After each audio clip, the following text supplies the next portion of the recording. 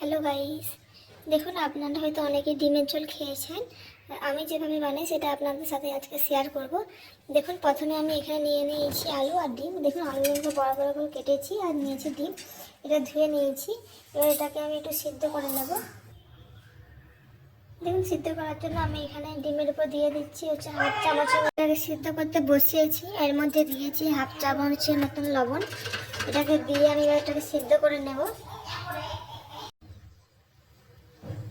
দেখুন আমার ডিমটা সিদ্ধ হয়ে গেছে, দেখতে পেয়েছেন ডিমটা ফেটে গেছে, মানে সিদ্ধ হয়ে গেছে। আমি গ্যাসটাকে অফ করে দিয়েছি। এখানে আমি আলু আর ডিমটাকে সিদ্ধ করে নিচ্ছি, এটাকে আমি নামিয়ে নেব। দেখুন আমি এখানে কড়াইটা বসিয়ে দিয়েছি। এবার আমি এর মধ্যে দিয়ে দিলাম তেল। দেখুন আমি এর মধ্যে তেলটা দিয়ে দিয়েছি। দেখুন তেলটা দিয়ে দিয়েছি, তেলটা গরম হয়ে গেছে। এদিকে দেখুন আমি ডিমটাকে ছাড়িয়ে নিয়েছি সিদ্ধ হয়ে যাওয়ার পর। দেখুন আমি ডিমটাকে কেটেছি ছুরি দিয়ে, একটু হালকা করে করে দেখুন চারদিকে আমি কেটে নিয়েছি। এবার দেখুন কড়াইতে এর মধ্যে আমি দিয়ে দিলাম অল্প পরিমাণে হলুদ। দেখুন হলুদটা দিয়ে দিচ্ছি। দেখুন আমি হলুদটা দিয়ে দিয়েছি, হলুদটা গরম হয়ে গেছে। এবার আমি এর মধ্যে ডিমটাকে দিয়ে দেবো। দেখুন ডিমটা দিয়ে দিয়েছি, ডিমটা আমি তেলের মধ্যে ভেজে নেব। দেখুন ডিমটাকে এবার আমি উল্টে নেব।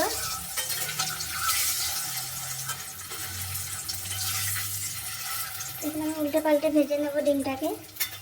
দেখুন ডিমের মধ্যে আমি সাইডে দিয়ে রেখেছি, কেটে কেটে রেখেছি, যাতে ডিমের মধ্যে তেলটা ভেজে ভালো করে ভাজা হয়। দেখুন আমি এভাবে উল্টে পাল্টে ভেজে নেব। আর এদিকে দেখুন আমি মশলা নিয়েছি, কী কী মশলা নিয়েছি দেখুন। আমি এখানে নিয়েছি পেঁয়াজ বাটা, এখানে নিয়েছি টমেটো কুচি, আর দেখুন এখানে আমি নিয়েছি আদা বাটা, এটা নিয়েছি রসুন বাটা, এটা নিয়েছি শুকনো লঙ্কা বাটা। আর দেখুন আমি সবগুলোকে পেস্ট করে নিয়েছি। কারণ পেঁয়াজ পেস্ট বা লঙ্কা পেস্ট করে যদি দিতে পারি তাহলে তরকারিটা আপনারা অনেকে ডিমের ঝোল খেয়েছেন। একবার দেখবেন এইভাবে সব কিছু বেটে রান্না করবেন, দেখবেন ওর টেস্টই আলাদা হবে। তার মধ্যে আমি নিয়েছি শুকনো লঙ্কা বাটা, আর শুকনো লঙ্কা বাটা দিলে তরকারির কালারটা খুব সুন্দর আসে।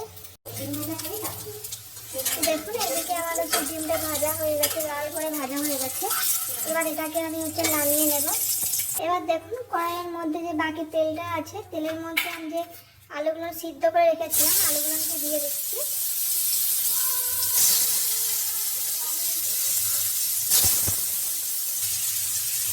দেখুন আলুগুলোকে দিয়ে দিচ্ছি, আলুগুলোটা তেলের মধ্যে নাড়াচাড়া করে নেব। দেখুন হয়তো অনেকেই আলু এমনি ভাজা করেন, আমি সিদ্ধ করে ভেজে নিচ্ছি। কারণ সিদ্ধ করে ভেজে নিলে তো তেলের পরিমাণটা কম লাগে, হয়তো অনেকেই তেল মশলা একটু কম খেতে চান, তাই সেভাবে সিদ্ধ করেই ভেজে নেবেন। দেখুন এদিকে আমার আলুগুলো ভাজা হয়ে গেছে, দেখতে পেয়েছেন। এবার আমি আলুটাকে নামিয়ে নেব। দেখুন আমি আলুগুলোকে ভাজা হয়ে গেছে, নামিয়ে নিচ্ছি। দেখুন বাকি যে কড়াইয়ের মধ্যে তেল আছে, আমি এর মধ্যে অল্প পরিমাণে একটু তেল দিয়ে দিলাম। দেখুন তেলের পরিমাণটা দেখতে পেয়েছেন, অল্প পরিমাণে তেলটা দিয়েছি। এবার আমি এর মধ্যে দিয়ে দেবো কুচিয়ে রাখা আগে থেকে টমেটো কুচি। দেখুন কুচিয়ে রাখা টমেটো আমি দিয়ে দিচ্ছি। দেখুন আমি টমেটো কুচিটা দিয়ে দিয়েছি। এবার আমি এর মধ্যে দিয়ে দেবো হাফ চামচের মতন লবণ। এখানে হাফ চামচ লবণ দিয়ে দিয়েছি। এবার এটাকে আমি নাড়াচাড়া করতে থাকবো, কারণ টমেটোর উপর লবণ দিলে টমেটোটা চাট করে গলে যাবে। দেখুন টমেটোটা গলে গেছে, দেখতে পেয়েছেন গলে গেছে। এবার এর মধ্যে আমি বেটে রাখা পেঁয়াজটা দিয়ে দিচ্ছি। দেখুন আগে থেকে আমি বেটে রেখেছিলাম পেঁয়াজটা। এবার এটাকে আমি নাড়াচাড়া করতে থাকবো এভাবে। দেখুন আমি নাড়াচাড়া করতে আছি। দেখুন আমার নাড়াচাড়া হচ্ছে, এর মধ্যে আমি দিয়ে দেবো বেটে রাখা রসুন। রসুনটাকে দিয়ে আমি এভাবে নাড়াচাড়া করতে থাকবো। দেখুন এবার এর মধ্যে আমি দিয়ে দিলাম আগে থেকে বেটে রাখা আদা। আদাটাকে দিয়ে আমি এভাবে নাড়াচাড়া করবো। দেখুন এদিকে মশলার গন্ধটা চলে গেছে, তেলটা বেরোচ্ছে। এবার এর মধ্যে আমি দিয়ে দেবো আগে থেকে বেটে রাখা লঙ্কা।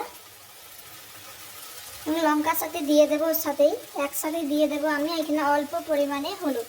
যেহেতু আমি আলুটাকে হলুদ দিয়ে ভেজেছি আর ডিমটাকে ভাজা রয়েছে, তাই আমি অল্প পরিমাণে এখানে হলুদ দিয়ে দিচ্ছি।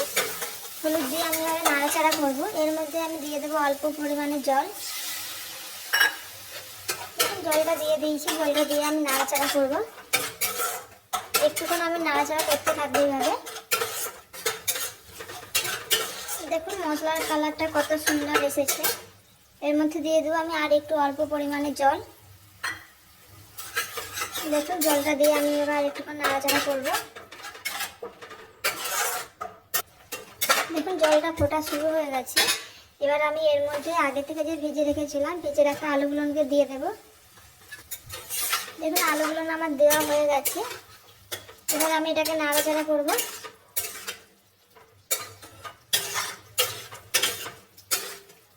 এভাবে নাড়াচাড়া করবো একটুক্ষণ। দেখুন এই পাশে আমি আলুটাকে নাড়াচাড়া করে নিয়েছি। দেখুন কড়াইয়ের মধ্যে জলটা নেই, তাই আমি এবার এর মধ্যে দিয়ে দেবো আমি জল। দেখুন জলটা তোমরা যে পরিমাণে রসটা রাখবে সেই পরিমাণেই জলটা দেবে।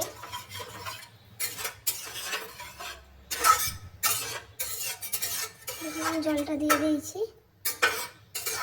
এবার এটাকে আমি একটু ফোটা পর্যন্ত অপেক্ষা করব।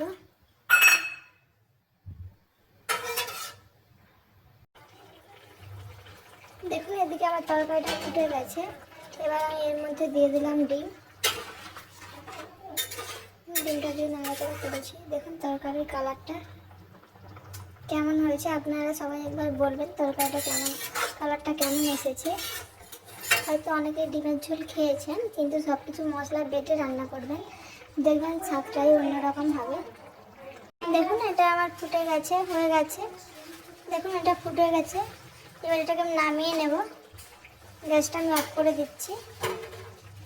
দেখুন হয়ে গেছে, এটাকে আমি নামিয়ে নিচ্ছি। দেখুন আমি নামিয়ে নিচ্ছি। দেখুন তরকারির কালারটা কেমন হয়েছে, খুব সুন্দর এসেছে তরকারির কালারটা।